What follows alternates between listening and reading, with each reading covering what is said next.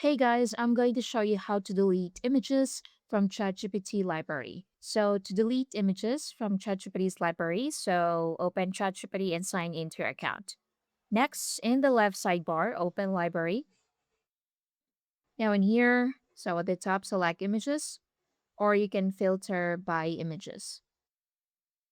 So select images, then from here, go ahead and select the image that you want to delete. So you can click this box right here, or you can click the three dots right here and click delete. So click that and confirm the action, and that's it. So that image will be deleted.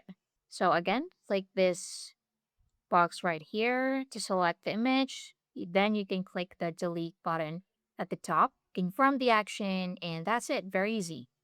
Now you can also open the conversation.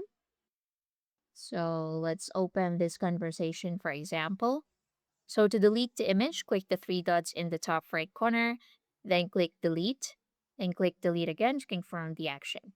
Now, deleting a chat does not delete the files saved separately in library, so library files must be deleted from the library itself.